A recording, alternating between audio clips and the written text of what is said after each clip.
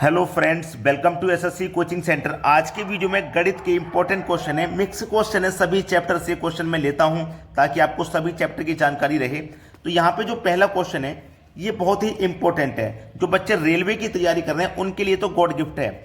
एक ब्रिज को एक व्यक्ति 5 किलोमीटर प्रति घंटे की गति से 15 मिनट में पार करता है, तो ब्रिज की लंबाई बताइए क्या है। बहुत अच्छा सवाल है। देखिएगा यहाँ पे आपके पास क्या है, आपके पास व्यक्ति की चाल दी गई है 5 किलोमीटर प्रति घंटा, समय दिया गया है 15 मिनट का। तो यहाँ पे आपके पास चाल भी है, समय भी है, लेकिन दूरी आपको पता यहाँ पे बिल्कुल भी नहीं है। ये बात क्लियर हो गई। तो चलिए, चाल बराबर क्या फॉर्मूला होता है? चाल बराबर फॉर्मूला होता है दूरी बट्टे समय, यही तो होता है। अब देखिए आपके पास चाल है कितनी, 5 की चाल है, बराबर दूरी आपको नहीं पता, समय है आपके पास 15 मिनट का। अब यहाँ पे एक चीज समझ लो जो कि बहुत इंपॉर्टेंट है। आपके पास देखो यहाँ पे घंटा दिया गया, एच का मतलब आवर, आवर मतलब घंटा, और यहाँ पे मिनट, तो ये यूनिट अलग अलग हो जाएगी। या तो आप इस मिनट को भी घंटा बना लो या इस चाल को भी मीटर प्रति सेकंड में बना लो, किलोमीटर से मीटर प्रति सेकंड में आप बना लीजिए। तो उसके लिए आप करोगे क्या, याद रखना कि अगर आप किसी भी चीज को किलोमीटर से मीटर में चेंज कर रहे हो, ये किलोमीटर बड़ी यूनिट है, मीटर छोटी यूनिट है। अगर आप छोटी यूनिट में चेंज करोगे तो छोटी संख्या ऊपर रखोगे 5/18। अगर आप मीटर से किलोमीटर में चेंज करोगे, छोटी यूनिट से बड़ी यूनिट में चेंज करोगे तो बड़ी संख्या ऊपर रखोगे 18, बटे में रखोगे 5। बात समझ में आ गई है। अब यहाँ पे किसी को कोई भी समस्या नहीं होगी, ठीक है। तो मैं यहाँ पे क्या करूंगा, जो मेरे पास चाल है 15 किलोमीटर प्रति घंटा की, इसको मैं चेंज कर लेता हूँ। चाल को मैं क्या कर लेता हूँ, चेंज कर लेता हूँ, ठीक है। चूंकि चाल चेंज हो जाएगा तो आसान हो जाएगा। मेरे पास चाल है 5 किलोमीटर प्रति घंटा, तो किलोमीटर से मैं क्या कर रहा हूं, मीटर में चेंज कर रहा हूं। इस किलोमीटर से मीटर में चेंज कर रहा हूं, यानी कि छोटी यूनिट में चेंज कर रहा हूं। तो छोटी संख्या ऊपर आएगी 5, बटे में आएगा 18। तो 5 गुने 5 25, बटे में कितना हो गया 18। तो अब मेरे पास ये जो चाल है ना, ये जो मेरे पास चाल है, मेरे पास है 25/18, तो मैं इसको 25/18 लिख लूंगा, ठीक है। अब देखो मेरे पास ये चाल है 25/18, किस में चेंज आई है, मीटर प्रति सेकंड में चेंज होके आई है, किलोमीटर से मीटर प्रति सेकंड में। अब ये चाल मेरी सेकंड में चेंज हो गई, तो मुझे मिनट को भी सेकंड में चेंज करना पड़ेगा, ठीक है, सेकंड में। तो 15 का मल्टीप्लाई 60 से कर दूंगा, सेकंड में चेंज हो जाएगा, ठीक है। 15 का मल्टीप्लाई 60 से कर दो, सेकंड में चेंज हो जाएगा। तो 15 गुने 60 में यहाँ पे कर दूंगा, मेरे पास समय कितना हो जाएगा, 15 गुने 60। क्लियर है। अब प्रश्न आसानी से समझ में आ गया। अब आपको कोई भी समस्या यहाँ पे बिल्कुल भी नहीं हो सकती। चलो मैं कटा दूंगा, 5 से कटाऊंगा, इसको 5 से कटाऊंगा 3 बार में। ये 5 से नहीं कटेगा, 1 मिनट 3 से कटाता हूं, 3 छिंग 18, और 3 से कटाऊंगा, 3 पंजे 15। पहले नीचे नीचे काट लेते हैं, ठीक है। 3 छिंग 18, 3 पंजे 15, ये 5 बार में कट गया ना। अब क्या होगा यहाँ पे देखो, 6 से कटा दूंगा, 60 को 10 बार में कट जाएगा, कट गया ये भी। 5 गुने 10 करूंगा तो ये 50 हो जाएगा, और 50 का गुना 25 से होगा, तो 5 पचे 25, यानी कि 125, और एक ये 0, ये हो गया 1250। इधर आया x, तो x का मान कितना आ गया, 1250। तो ब्रिज की लंबाई क्या है, 1250 मीटर की ब्रिज की लंबाई है। यही है आपके सवाल का बिल्कुल सही जवाब। मैंने पहले ही बोला था, इंपॉर्टेंट क्वेश्चन है रेलवे वालों के लिए, और जिनको चेंज करना नहीं आता है वो चेंज करना भी सीख गए होंगे। यूनिट को चेंज करना बहुत जरूरी है। अब देखते हैं अगला सवाल। अगला प्रश्न है, 52 के बटे में x बराबर √169/289 है, तो x का मान क्या होगा। देखिएगा 52 के बटे में x बराबर, अगर मैं 169 का स्क्वायर रूट करूंगा तो 13 होता है, और 289 का स्क्वायर रूट करूंगा तो 17 होता है। आपको अच्छे से याद है स्क्वायर रूट, तो आसानी से कर लोगे इन प्रश्नों को, कोई दिक्कत आपको नहीं आएगी। इसको मैं देखो क्या करूंगा, मल्टीप्लाई कर लेता हूं, ठीक है, क्योंकि क्रॉस मल्टीप्लाई हो जाएगा, क्रॉस मल्टीप्लाई हो जाएगी। या फिर पहले कटा लीजिए, मैं इसको पहले कटा लेता हूं। बराबर में देखो नीचे नीचे कट जाता है, ऊपर ऊपर, तो 13 कम 13, 13 चौके 52, कटा लिया। अब क्रॉस मल्टीप्लाई करो, 17 चौके 68 बराबर x का मल्टीप्लाई 1 से करोगे तो x ही रहेगा, और x का मान ही तो पता करना था, x का मान हो गया 68। ये आपके सवाल का बिल्कुल सही जवाब है।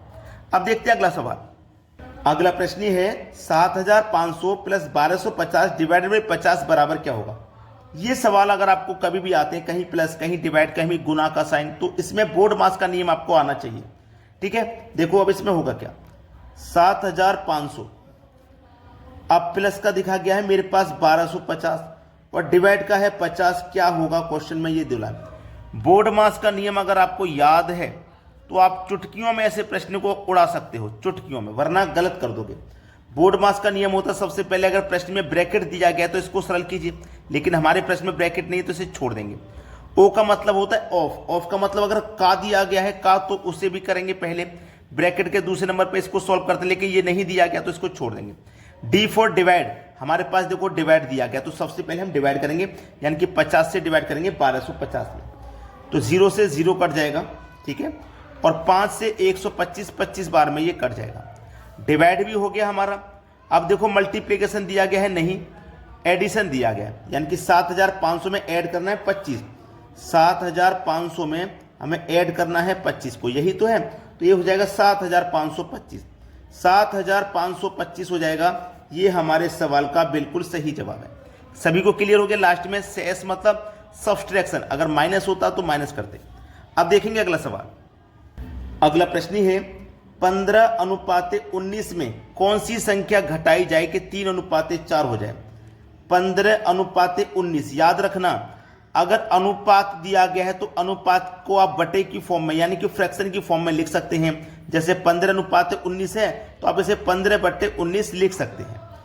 मैं कौन सी संख्या घटाई जाए, हमें नहीं पता इसमें से कौन सी घटाई जाए, तो हम x घटा देते हैं। तो घटाने के बाद हमारा अनुपात कितना हो जाए 3:4। 3:4 का मतलब 3/4। मैंने क्या बताया, अनुपात को आप फ्रैक्शन की फॉर्म में लिख सकते हैं। अब क्या होगा, क्रॉस गुना, 4 का मल्टीप्लाई 15 से कर दो, 15 चौके 60 माइनस 4x, 4 का मल्टीप्लाई x होगा तो 4x बराबर 19 30 57 माइनस x का मल्टीप्लाई 3 से करो तो 3x। अब x वाले टर्म आप एक तरफ कर लीजिए, देखो ये 3x है, ये 3x है और ये 4x है माइनस का, ये माइनस का 4x में इधर लाऊंगा तो प्लस का 4x हो जाएगा, तो प्लस के 4x में से माइनस के 3x घटेगा तो केवल 1x बचेगा। 57 प्लस का है, इधर लाओ माइनस के 57, तो 60 में से 57 माइनस हो जाएंगे, 3 बचेंगे। तो हमारे पास x का मान कितना आ गया भैया, 3 आ गया। तो हमें कौन सी संख्या घटानी थी, x घटानी थी, x का मान आया 3, मतलब हमें 3 घटाना था, तब हमारा अनुपात इतना आ जाएगा। यह हमारे सवाल का हो गया बिल्कुल सही जवाब। अब देखते हैं अगला सवाल। अगला प्रश्न है n × n+1 का HCF निकालें यदि n प्राकृतिक संख्या है। n प्राकृतिक संख्या का मतलब क्या है, जैसे 1 2 3 4। प्राकृतिक संख्या का मतलब होता है लगातार संख्या होना, जैसे 2 3 4। हमेशा याद रखना लगातार संख्या का HCF हमेशा 1 आता है, ठीक है, 1 आता है, चाहे वो लगातार संख्या कोई भी हो, 50 हो, 51 52 53, इनका HCF भी 1 आएगा। 1 2 3 4 इनका HCF भी 1 आएगा, 2 3 4 लगातार संख्याओं का HCF हमेशा 1 आता है, याद रखना। तो इसका HCF कितना हो जाएगा, 1। ये आपके प्रश्न का बिल्कुल सही जवाब है। अब देखते हैं अगला सवाल। अगला प्रश्न है दो संख्याओं का योग 14 है। कोई दो संख्या है, पहली संख्या x दूसरी संख्या y ले लेता हूं, और इन दो संख्याओं का योग दिया गया आपको 14 तथा उनके वर्ग का अंतर 56 है। उन्हीं दोनों संख्याओं का यानी कि x और y इन दोनों संख्या के वर्ग का जो अंतर है ना वो 56 है। अंतर भी कर लिया हमने, दोनों का वर्ग करके अंतर कर लिया, 56 है। 56 है तो संख्याएं हैं, यानी कि x और y का मान हमसे पूछा है। आप ध्यान देना मेरी बात पे, ये x² - y² का फॉर्मूला है कि नहीं है भाई। x² - y² बराबर फॉर्मूला क्या होता है, x + y × x - y, यही तो होता है। चाहे a और b ले लो, चाहे x, अगर a और b होता तो मैं a और b ले लेता, x y है तो मैंने x y ले लिया।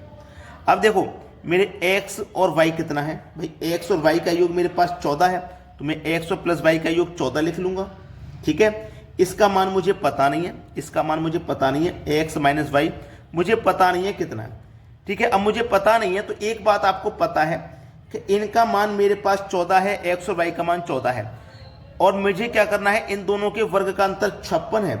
अगर मैं 14 का गुना 4 से करूंगा, यानी कि x और -y का मान मैं 4 रखता हूं, तो 14 चौके 56 हो जाएगा। बस आसानी से पता लग गया मुझे, x - y मेरा कितना है, 4 है। 14 चौके 56 होता है, उनका गुणा कितना हो जाएगा, अंतर 56 हो जाएगा। बस हो गया आंसर। एक्स और एक्स मिलकर के 2x प्लस का y माइनस का y कटेगा, 14 और 4 18 हो जाएगा, 2 से 18 9 बार में कटेगा, x का मान 9 आ गया। अब मेरा जब x का मान 9 है तो y का मान मेरा तो 5 हो जाएगा कि नहीं, 9 और 5 14, ठीक है। तो मुझसे पूछा गया था ना कि वो संख्या क्या क्या है, यानी कि x और y वो संख्या मेरे पास 9 और 5 हैं। ये है मेरी प्रश्न का बिल्कुल सही जवाब। उम्मीद करता हूं सभी को समझ में आ गया होगा। अब देखते हैं अगला प्रश्न। अगला प्रश्न है 12, 15, 18 तीनों से विभाज्य होने वाली छोटी संख्या। इसका मतलब है 12, 15, 18 का वो एलसीएम पूछ रहा है, क्या होगा, ठीक है। 12, 15 और 18 का आपको एलसीएम अगर बताना तो जो बेसिक मेथड है जो आपने चौथी 5वीं क्लास में सीखा होगा वही सबसे बढ़िया है, क्योंकि कभी गलती नहीं होती इसमें। 2 से कटाओ 6 बार में 15 नहीं कटेगा, 2 से ये 9 बार में कट जाएगा। 2 से कटाओ 3 बार में 15 नहीं कटेगा, 2 से 9 भी नहीं कटेगा। अब 3 से कटाओ 3 एकम 3, 3 पंजे 15, 3 तिया 9। फिर से 3 से कटाओ 5 नहीं कटेगा, 3 कट जाएगा एक बार में। अब 5 से कटा दो, ठीक है। अब इसको मल्टीप्लाई करो, 2 दूने का 4, 4 तिया 12, 12 का 3 से करो, 12 3 का 36, यहां तक आ गया 36, 36 आ गया यहां तक। गुने में करना है 5, 5 छिंग 30 का 0, हासिल लगे 3, 5 तिया 15 और हासिल के 3 18, मतलब 180 आ गया इनका एलसीएम। बस हो गया सवाल खत्म। हमसे एलसीएम ही तो पूछ रहा था इसका, मतलब 180 वो संख्या है छोटी से छोटी जो 12 से भी कटेगी, 15 से भी कटेगी और 18 से भी विभाज्य हो जाएगी, तीनों से विभाज्य हो जाएगी। ये सबसे छोटी है जो इन तीनों से विभाज्य हो जाएगी। तो बस यही हमारा आंसर हो गया। अब देखते हैं अगला सवाल। अगला प्रश्न है एक कमरे के फर्श का अनुपरिमाप 18 मीटर तथा ऊंचाई 3 मीटर है, तो चारों दीवारों का क्षेत्रफल क्या होगा। बहुत अच्छा सवाल है ये। अब ये जो सवाल है मैं वैसे आपको होमवर्क के लिए देना चाह रहा था, लेकिन मुझे लगता है आप कर नहीं पाओगे। आयत का परिमाप बराबर 2 × L + B, ठीक है, लंबाई गुणे चौड़ाई। L फॉर लंबाई, B फॉर वृत्त यानी कि चौड़ाई। अब ध्यान रखना, आयताकार कमरे की चारों दीवारों का क्षेत्रफल बराबर 2 × लंबाई गुणे चौड़ाई इंटू हाइट होता है। अब बस सवाल खत्म, 2 लिखूंगा। अब लंबाई गुणे चौड़ाई दोनों को जोड़ना है ना, लंबाई गुणे चौड़ाई। देखो लंबाई मेरे पास 18 है, परिमाप 18 है, ठीक है, ऊंचाई 3 है, तो लंबाई और चौड़ाई का मैं क्या करूंगा, गुना करूंगा, लंबाई चौड़ाई गुना करूंगा यहाँ पे मैं। तो ये कितना हो जाएगा, लंबाई 18, परिमाप 18, ऊंचाई 3 है, तो 18 गुने 3, ठीक है, तो 18 कितना हो जाएगा भैया, 54 मीटर स्क्वायर। ये हमारे प्रश्न का बिल्कुल सही जवाब हो जाएगा। देखो आयताकार कमरे की चारों दीवारों का क्षेत्रफल होता है 2 × लंबाई प्लस चौड़ाई इंटू हाइट। अब इसी में ये सारा कुछ आ जाता है, तो ये हमारे सवाल का बिल्कुल सही जवाब हो जाएगा। चलिए आज के वीडियो में इतना ही। अगर आपने लाइक नहीं किया है तो लाइक करो, और यदि शेयर नहीं किया है तो भैया शेयर कर दीजिए। ठीक है दोस्तों, धन्यवाद।